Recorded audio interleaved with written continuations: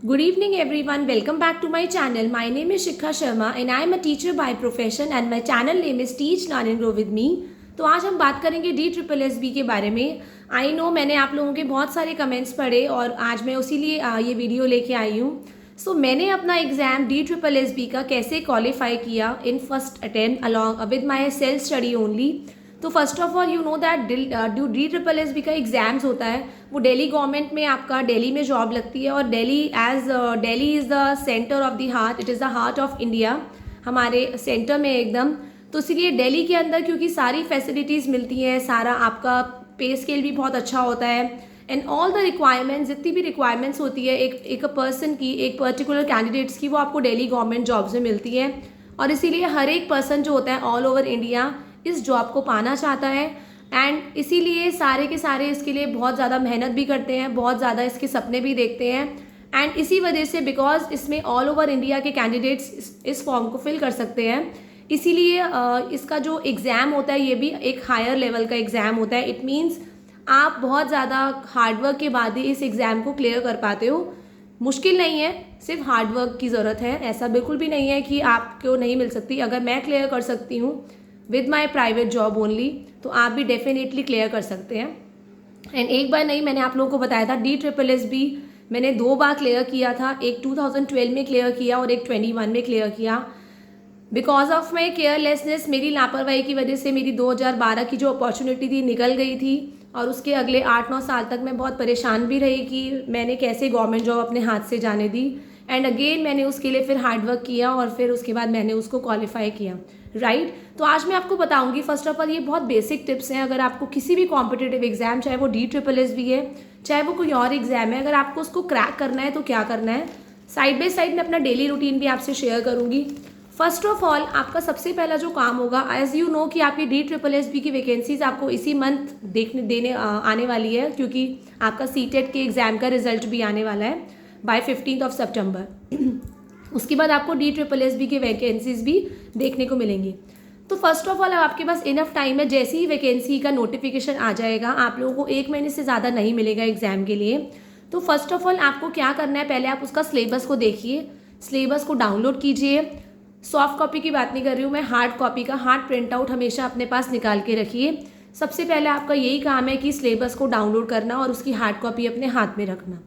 दूसरी चीज़ आपको क्या करनी है, सी प्रीवियस ईयर्स पेपर्स, पहले के साल के पेपर्स देखिए, उसमें चेक करिए कि किस वाले पोर्शन से ज़्यादा क्वेश्चंस पूछे गए हैं। उससे आपको पता लग जाएगा what are the important topics of for preparing, right. अगर आप TGT, बिकॉज मेरा सब्जेक्ट नेचुरल साइंस है तो मैं आपको उसी में हेल्प कर पाऊँगी। तो आप लोगों को यही करना है, पीछे के पेपर्स देखने हैं और उन टॉपिक्स को आप लिख लीजिए कहीं पे। और डेफिनेटली मैं एक अलग वीडियो में आपको बताऊंगी what are the important topics to prepare for science. उसके बाद जब आपने अपना पहले का पेपर देख लिया, प्रिपेयर योर स्टडी प्लान। कम से कम 8 से 10 घंटे तो आपको डेफिनेटली पढ़ना पड़ेगा to crack the DSSB। Yes, अगर आपका बेस बहुत स्ट्रांग है, अगर आप ऑलरेडी जॉब कर रहे हैं और साइंस पढ़ा रहे हैं अपनी क्लासेस में 10th तक 12th तक, तब मैं बोल सकती हूँ हाँ आप 5-6 घंटे ले सकते हैं।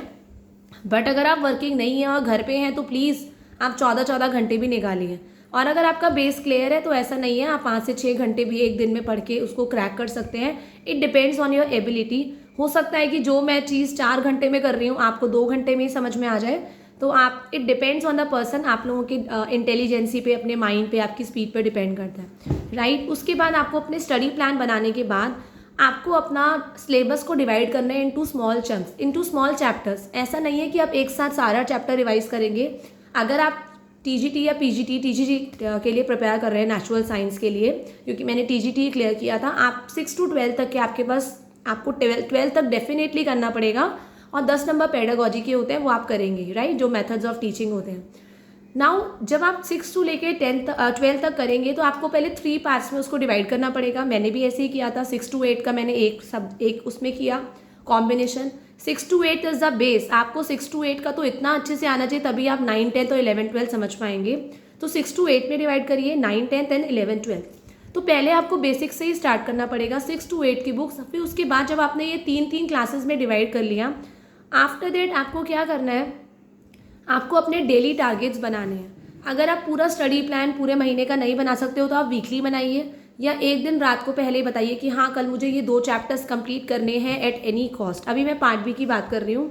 पार्ट ए को भी आपको उतना टाइम देना पड़ेगा क्योंकि DSSB को क्लियर करने के लिए सेक्शन ए और सेक्शन बी दोनों को क्वालिफाई करना ज़रूरी है और अच्छे मार्क्स लाना ज़रूरी है, एटलीस्ट अबव 60%, तभी आपका मेरिट में नाम आ पाएगा। सिर्फ क्वालिफाई करना ही हमारा टारगेट नहीं है, अच्छे नंबर से क्वालिफाई करना अच्छी बात है, वरना इतना मेहनत करने के बाद अगर नाम नहीं आएगा तो बहुत ज़्यादा दुख होता है, राइट।